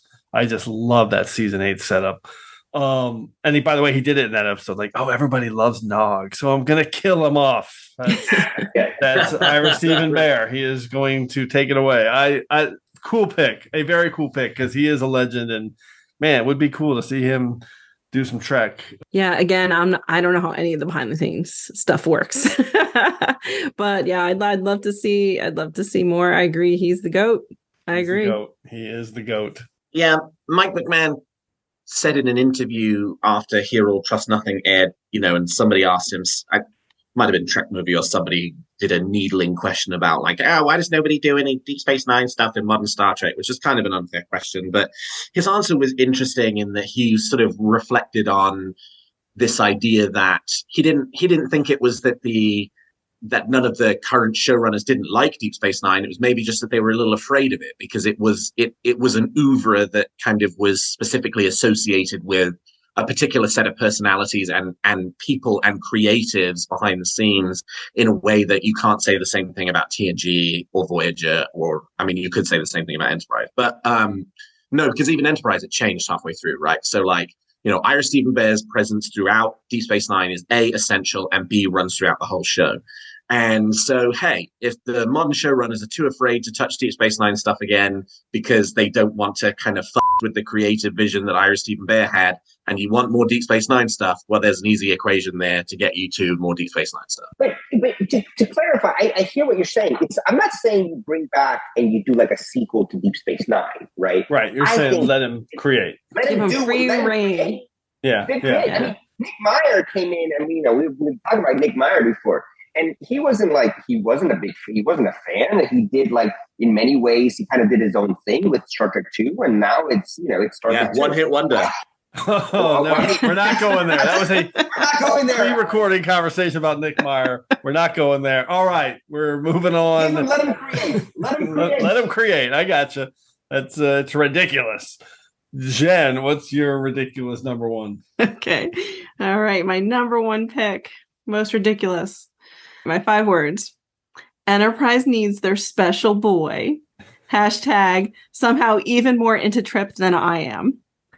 And this is the fact that it's a central tenet of Enterprise that Trip is so freaking great that he's indispensable and only he alone can run the Warp 5 engine. Earth needs Enterprise needs Trip. I am frankly embarrassed for you about how obsessed with Trip you are. Oh my God, I love this. And I have a retort when we get to the end. So go ahead. They literally grow a clone to harvest its organs to keep Trip alive because apparently nobody else can run the Enterprise. And that's not even the most ridiculous thing that they've done. That's not even my pick. My pick is season 4, episode 16, Divergence. Yep. You guys knew that was coming, right? We just got an Affliction and Divergence mentioned back to back. I know. This is great. But okay, so let me say that this is one of the coolest sequences. So cool. Why are you picking this? Because it's ridiculous that they're doing it at all. Like, why can't Trip just stand the Columbia and tell them what to do? Like, why do they need their special boy so badly that they go through this whole crazy thing of joining warp bubbles, and he goes on a tether between the ships, and it's very exciting and interesting to watch, but it's just I can't not roll my eyes on why they're doing it. You know, my eye rolls so far back into my head. Because only Trip can get rid of the Klingon subroutines in engineering. But even that, okay. And admittedly, it's a really cool sequence once he gets to engineering. Because it's like, oh, thank God our savior is here. You know? So good. It's so good. He's climbing all over the engine and he's good. Pushing buttons and he's, turning dials and, doing whatever he's doing. And it's very cool, but it's also very dumb because why can't anyone else do this? They're literally the idea is they're just shutting down the reactor and initializing it, purging the subroutines, and then they'll be fine. But literally, that's not a very complicated thing to do, apparently. Like, if you have any competent engineer, which I'm sure Trip has, because not one person can run this entire engine. I love that there's a Star Trek reason for why they needed to do this that I'm gonna spring in a minute, but keep going. Okay. Well, and it's pretty cool. It's like it's a whole speed situation. They can't go below warp 5, and right. This cool thing. It's like, the whole thing is amazing. It's so cool, and it's like, we have to be inside of Columbia's warp bubble. I mean, you can only do that for so long, and blah blah blah. But it's just there's just a thread that runs throughout the entire series that Trip is the only one. Their second choice is Kelby. Thank you. And there you just answered your own question. You want Kelby doing this? Kelby? Kelby? By the way, Kelby is on my second. He's on my secondary system as ridiculous. Kelby, so the ridiculous character. Kelby, the actor. Sorry, Derek Magar. You're terrible. You're a bad actor. And Kelby is the worst character, worst portrayal. The worst. So you've answered your own ridiculousness. But there's no way you can rely on Kelby. Kelby couldn't do it. You're stuck. They're stuck with Kelby. The ridiculous part is that Kelby's their chief engineer. Why? How the hell can Kelby be your chief engineer? He's a loser. Archer to engineering. How do they go from Trip to Kelby? Yeah.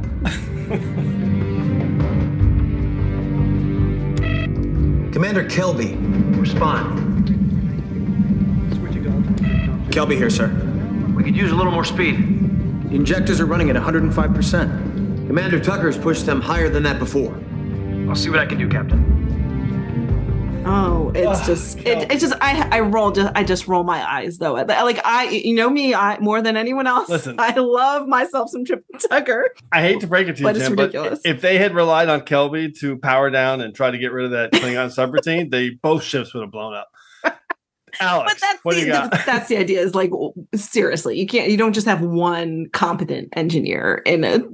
Well, Kelby should be your pick. Kelby's the worst. Okay, then Kelby. Oh my God! Oh my goodness, Kelby, the worst. Alex, Carlos, chime in. I don't necessarily know that I'm comfortable interjecting myself into Trip Tucker discourse with the queen of Trip Tucker sprinkles over here, so I think I'm gonna take a pass on this one. Oh my God! Fair enough. Jim Kirk with Trip Tucker sprinkles. Good. As featured recently on Weekly Trek, and Alex was like, "What the hell are you talking about?" Carlos, quote. Carlos, I know it is. Carlos, any final thoughts on how bad Kelby is? I mean, Kelby sucks. We all know that. Kelby sucks. everything Kelby sucks. Okay, I can't wait for like a Lower Decks joke about Kelby. Oh my goodness, that'd be so funny. That's good. That should happen. That should happen. Yeah, he's so bad. But listen, it's ridiculous, but they did it because it was cool. That's all you need to know. So good. It's so good. And it's so cool. Like I admit it. It's so cool. All right, Alex, I'm dying here. Alex, what's your number one ridiculous choice? 5 words. Don't start if you can't finish. # he is a bad dad. I am also picking Star Trek Deep Space Nine Season 6, Episode 3, Sons and Daughters, but I'm coming at it from a slightly different angle. I think it's a ridiculous choice to make Worf such a terrible father because it was mostly not intentional. Interesting. It is largely a product of them deciding ultimately not to commit to the Worf-Alexander relationship and kind of shuffle the character off the show because after a few less than stellar episodes in season 5 of The Next Generation, they're just like, the Alexander thing isn't working. We kind of need to get rid of him. And that's where the Worf is a bad dad thing comes from, right? Like, it was not a carefully developed choice for the character on behalf of the writers. It was just like, we need to get rid of this terrible character who's not working for us. Let's just shuffle him off. Oh, and by the way, that makes Worf a terrible father. And only Deep Space Nine decides that they want to kind of dip their toe back in that pool with sons and daughters and try and make it make sense. But I kind of think it does a huge disservice to the Worf character in the process because it doesn't really teach us anything and he doesn't really learn anything. And sure, it ends in an okay place, right? Like by the time you get to You Are Cordially Invited, it's clear that he has a decent relationship with his son now. But you kind of don't put in the work to get there. You just get the few scenes in Sons and Daughters, and then that's it. And the whole Worf-Alexander frankly, they never should have done it in the first place, right? Don't start if you can't finish, right? If they weren't ultimately going to commit to seeing it all the way through, it never should have started. But the way they handled it was really bad, and I think it reflects really badly on the character of Worf in the process. But it's not an intentional character choice. It's a act of convenience by the writers that ultimately has a huge impact on an otherwise very good character. And so I think it's a ridiculous choice. People, this is why we do Terran TrekRanks. What a pick. I love this pick because you're right. This is kind of like an epiphany for me. It's not that Worf's a bad dad. It's that the writers didn't write the thread for him to be a bad dad. He became a bad dad because they weren't committed to what they're going to do with the Alexander character. Right. So the one thing I'll say, though, because I do think Sons and Daughters, I'm not saying it makes up for everything on this kind of weird thread, but I like the moment when he says, I'm going to teach you what you need to be a warrior, and you'll teach me what I need to know, or what I need to be a good father or something. I like that moment. I thought that was really good because he's kind of acknowledging that he could do better, and they're coming to a little middle ground. Wow, great pick, Alex. Jenn, Carlos, what's your take? Yeah, I like that framing of it because he really was just an accessory. You know, he's just, let's put a Klingon makeup on a cute little kid, and that'll be a cute little accessory without actually thinking about what that character means and and what that means for Worf. And they just gave up, and that's a really good take on it. And the cousin Oliver of Star Trek, right? Right. Yep. I hear Alex, and I think I think you're right, Alex. And there is plenty of of interviews and documentation talking about the character of Alexander from the writer's perspective on TNG. It's a shame that he didn't come back on Deep Space Nine, or like they didn't. Deep Space Nine was so good at juggling multiple storylines, running in parallel. And I think it would have been great to bring him back maybe after the death of Jadzia, season 7, and kind of revisit that, but they never did. And so, yeah, I think it's an important choice, but the fact is that that's what happened with the character, and that's what we have. And if you take the behind the scenes drama out of it, Worf does some pretty shitty things as a dad. So yeah, I get it, and I hear you, and it is ridiculous because he is otherwise a phenomenal character. Yep, we're on the same page there, Carlos. He's one of my favorite characters, even though there's some challenges there. Okay, let's go to my number one ridiculous choice to close it out. 5 words and a hashtag. Bigger than a minor mystery, hashtag, that the crew of the Enterprise apparently can't tell time. It is TNG season 4. It is the episode Clues. Oh yes, This is a great episode. It's super fun, great mystery, some fun, just everything. It's just great. It's a great ensemble. Everybody's got something to do in this mystery that they're trying to kind of. Everyone plays a big part. I like the episode, but the entire episode is predicated on this ridiculous time premise that makes no sense at all, and I'll tell you why in a second. But first, let's go through the timeline. So the crew is knocked out, and Data tells everyone they've been out for 30 minutes. Then he resets all the clocks on the ship, so the crew doesn't know that they were actually out for a full day. So from there, we're going to be generous, and the crew figures out the deception, and it seems like it took a couple of days. We're going to say it just took one day for the crew to figure out that Data was lying. So once they confront Data about his lying and the aliens show up again and threaten to kill everybody, they decide they're going to do it all over again. So now the crew has been zonked out again, and their memory is erased by the aliens again. And Data not only has to erase one day, he now has to erase like 3 days of evidence at a minimum that the crew's been up and about during those 30 minutes that they were knocked out. And he has to reset the clocks again back to the original time that they hit this faux wormhole. So here's the ridiculous part of this. So assuming Data can successfully erase all the evidence of 3 days having passed, he couldn't do 24 hours, but he figures it out. He can do 3 days.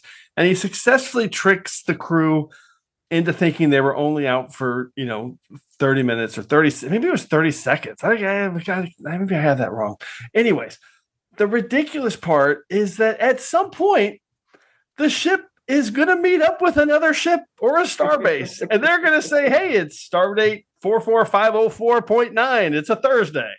And the people on the starbase are going to say, what the are you talking about? It's 44512. It's Monday. You guys have lost like 4 days. But at some point, that's going to happen. And then they're going to clearly have to go back and investigate this thing all over again. It's ridiculous. And it makes no sense. Sorry, Joe Menosky, you're a legend.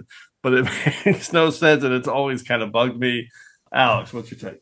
Yeah, this one has always bugged me to hell. I mean, even if you sort of think about how, you're in space and time's kind of mutable and, the time on one planet's not necessarily the time on the other planet. Like, isn't that what star dates are for? And even if, like, you can lose 3 days and nobody notices, how does society even function like that, right? Like, how can you communicate planet to planet? How can people meet deadlines if it's just the case that it's an accepted thing that, like, 3 days will disappear, you'll believe 30 seconds will have passed, and nobody at any point is going to be like, to your point exactly, right? Hold on, you think it's Thursday? Actually, it's Sunday today, right? Like, it bothers me every time. And again, it's a great episode. I really like it, but that really bothers me every time because there's no way for me to mentally like square that circle.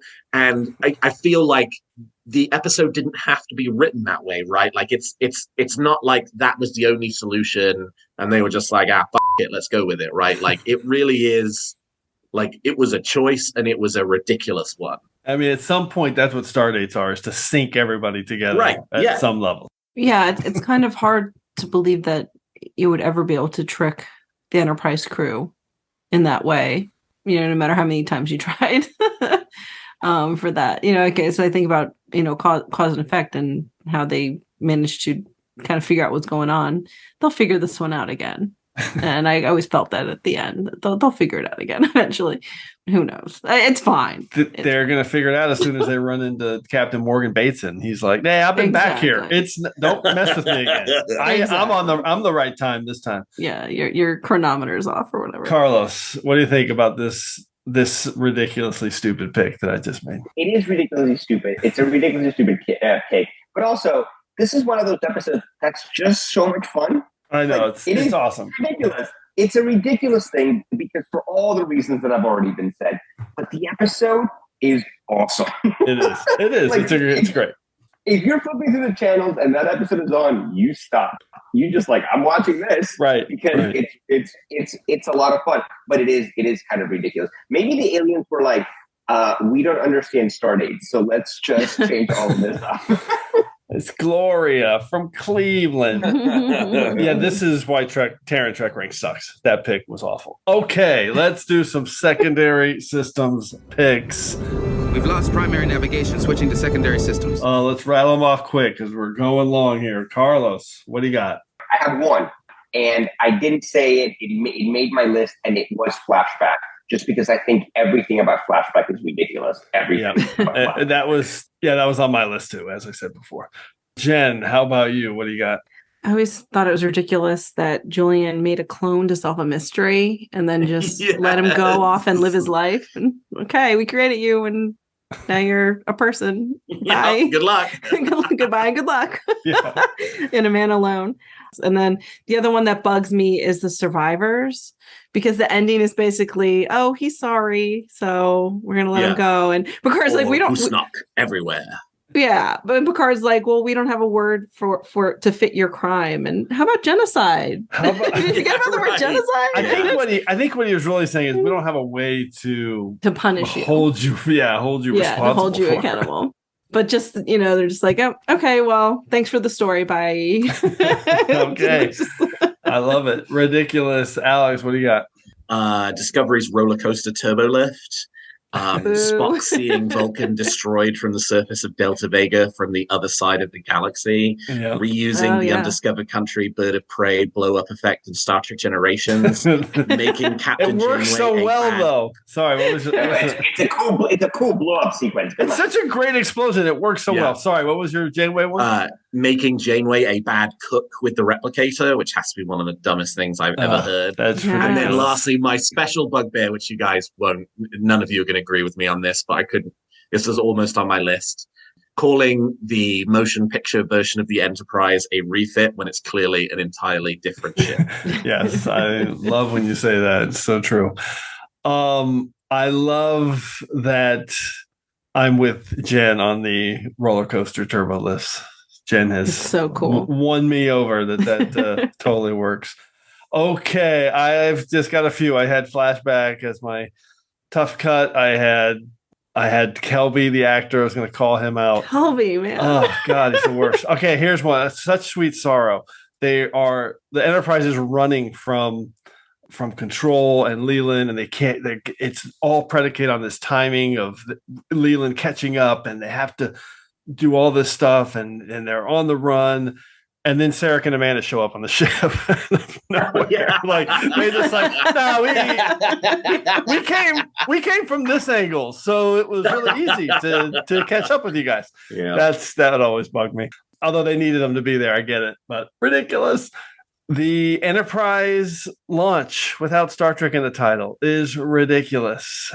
Yes, thank you. Yeah, I'm not even going to bring up the cheesy pop song, which I now love. But I love it. It was ridiculous. Cheesy pop song. But it was ridiculous. It was ridiculous, but I love it. We all love it now, so it stands the test of time. And then my addendum to clues is unforgettable. Just write it down, which of course Chakotay does at the end of the episode. But it's like, it's not that hard. This is ridiculous. Just write it down. This doesn't make any sense. Jim, you're going to enjoy the latest episode of Snap Trek coming out soon because it's clues versus unforgettable. Oh, that's right. I remember hearing that. That's right. I remember that might come out. It'll come out. Yeah, it might come out before this comes out. And lastly, my special shout out is to Gates McFadden's beautiful hair. And the ridiculous choice. You have one of the most beautiful women on the planet with beautiful full red hair. And for some reason, they put her in a full red head wig for like 4 seasons. It's insane. It makes absolutely no sense that she didn't have her actual hair on display for 7 seasons. It completely ridiculous. Looks so good in that Picard trailer. Oh yeah, you're right, Carlos. By the way, her wig in Clues is the worst. You go look at it. It is like it's like shocking. Okay. An excellent dispatch of disinformation. Just the kind of thing you expect to hear on Terran Trek Ranks. But now it's time to recap our proclamations for everyone. Regeneration cycle incomplete. Okay, quick recap. Here we go. Carlos, what do you got? My top 5 was my number 5 pick was the very last minutes of Endgame. Ridiculous. Number 4 was kind of neutering Q later on in Star Trek. Ridiculous. And Alex, you're wrong about season 2 of Picard. Number 3 is letting Ron Moore go from the Voyager's writer's room. I get the behind the scenes drama. I get what everybody said. But from the Star Trek perspective, ridiculous. Number 2 is Rios' death as a one-line throwaway. Ridiculous. And last but not least, Ira Burr is right there, people. It's ridiculous that you haven't given him a mission. Fantastic ridiculousness. Jenn, what do you got? All right. Number 5 is the underutilization of Travis Mayweather. 4 is the character assassination of William T. Riker in A Matter of Perspective. Number 3 is Where Silence Has Lease, just Nagila being dumb as hell and nothing happening the entire episode. Number 2 is is you being brought back in Picard just to die for no reason in the middle of a happy reunion episode. And number 1 is indispensable Trip, the only one who could save the day, and Kelby sucks. Kelby sucks. All right. Add that addendum. I forgot to summarize Carlos. Here we go. Carlos, you had 3 Voyager. Your first 3 picks were all Voyager. What's wrong with you? And then you had Picard and Deep Space Nine. Jen had 2 TNG, 2 Enterprise, and 1 Picard. Alex, rattle off your 5. Number 5, the ridiculous explanation for the holographic communicators going away from Star Trek Discovery Season 2, Episode 4, An Oval for Kieran. Number 4 was the girl on the precipice framing Star Trek Voyager Season 3, Stop Episode saying 2. precipice. No! Number 3 is the fight between Riker and the Viceroy in Star Trek Nemesis. Number 2 is the worrying predilection of modern Star Trek to copy its own finales with Star Trek Strange New Worlds Season 1, Episode 10, Quality of Mercy. And number 1, making Worf such a bad father, not on purpose, but merely as a byproduct of not wanting to deal with Alexander anymore. Star Trek Deep Space Nine, Season 6, Episode 3, Sons and Daughters. I love it. So you had 4 different incarnations: Discovery, Voyager, TNG, Strange New Worlds, and Deep Space Nine. And we're going to fire off 1 mirror defiant torpedo for us both picking sons and daughters. Okay, my 5 were the tennis racket in Suspicions is ridiculous. Number 4, Julian being mistaken for an Andorian by Elizabeth Lenz. Is that her name? I already almost forgot it. Yep. I mean, that's how forgettable she is. Explorers. Number 3, the just destroying species 8472 in the flesh from Voyager. Number 2, Alexander's ridiculous aging. He's a 9-year-old Klingon warrior in Sons and Daughters. And number 1, the time lost in Clues from TNG. All ridiculous. I had 2 from TNG, 2 from Deep Space Nine, and 1 from Voyager. So the only stats we kept were the series breakdown, which is pretty interesting. So there was 1 from the new series. There's 1 Strange New Worlds, 1 Discovery, and 2 Picard. And then from the Legacy series, there's 2 from Enterprise, and then that core 90s Trek led the way with everything here. So Deep Space Nine had 4, and TNG and Voyager each had 5. So lots of ridiculousness across those 7 seasons of those 3 series. Fantastic stuff. But as we do every week, we'll now check in on some general feedback from our loyal Terran subjects.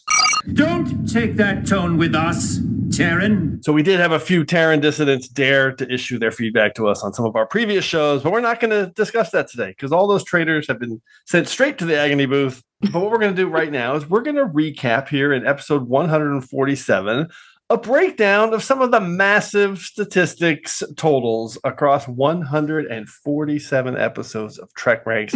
Ridiculous stats. I love it. Here we go. I'm going to break down some cool stats for you. There have been 2,325 total picks on Trek Ranks, and I've cataloged them all. The breakdown is, and this is crazy. So right now, the leader in the clubhouse out of those 2,325 picks, the most picked, you would not be surprised. TNG. It's TNG. Yes, Alex, you got it right, with 513 picks. And right behind them with exactly 500 is Deep Space Nine. So those 2 are at the top of the top of the table. And then interestingly, Voyager's next with 366, right around the same as TOS, which is 352. And then from there, Enterprise has 214, Discovery has 144. Not going to rattle them all off. I will say there have been 7 animated series picks. There have been 3 Prodigy picks, which is pretty good. Hey. 10 episodes. And what I love here is that the Kelvin timeline, 3 movies, has been picked 78 times. That's a lot. People love the Kelvin timeline. Yeah, it's who doesn't love the Kelvin timeline? That's really good. Oh, Strange New Worlds has 20 picks too. Oh, that's because we did a Strange New Worlds episode. Yeah, of course. Okay, and then the most popular episodes picked. There are City on the Edge of Forever. there are 22 episodes that have been picked more than 10 times. So 22 episodes, which is that's I don't know if that's a lot or a little bit. That seems like about right. I think for 2,300 total picks. The number one pick of all the episodes is Star Trek 2009 with 25 picks. Wow. And right behind it, again, Kelvin Timeline, Star Trek Beyond 23.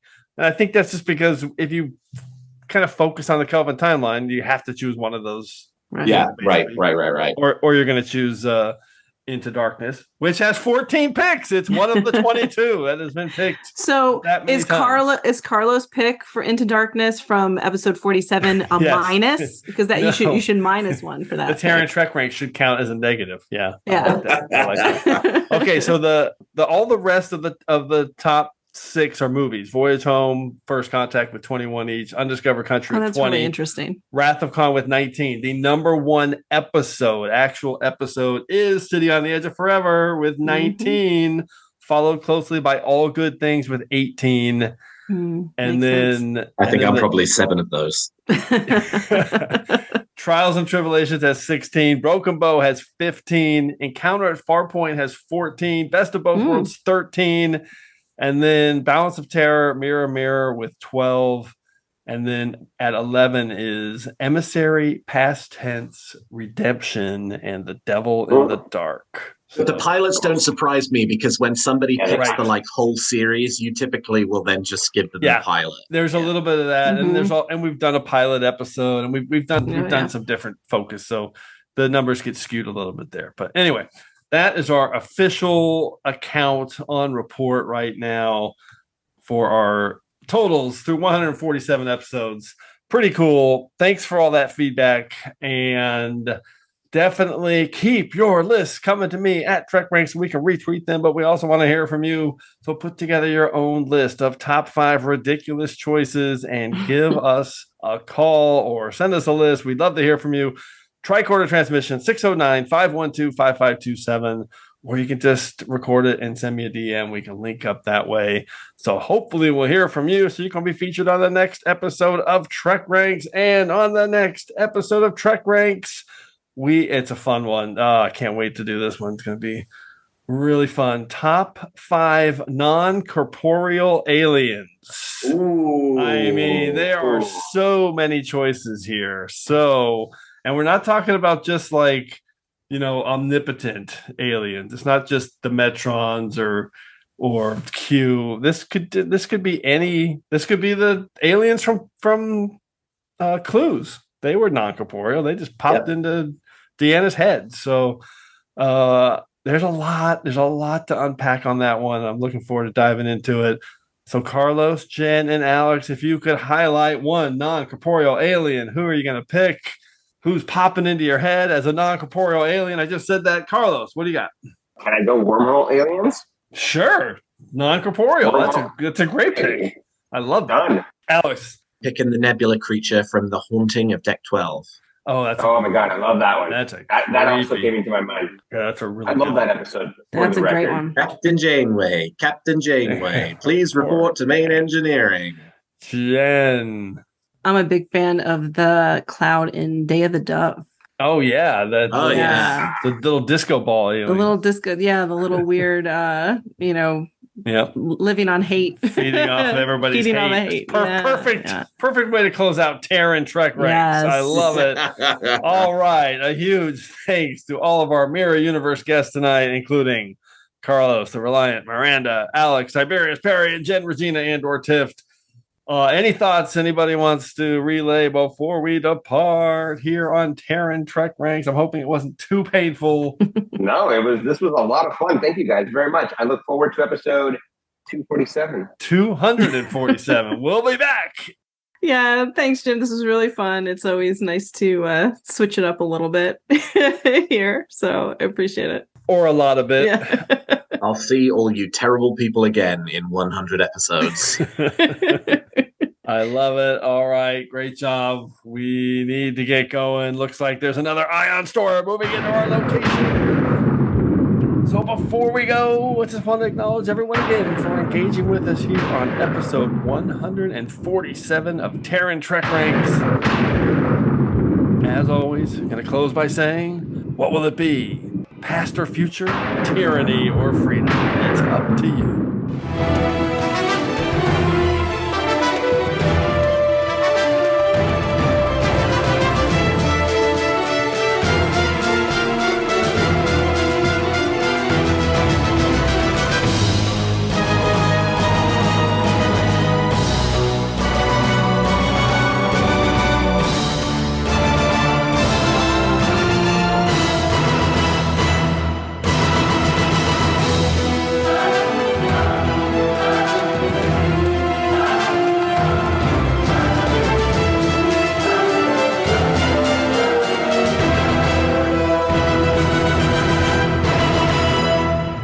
This is our last chance. Take us to the precipice. Concentrate. Take us to the girl.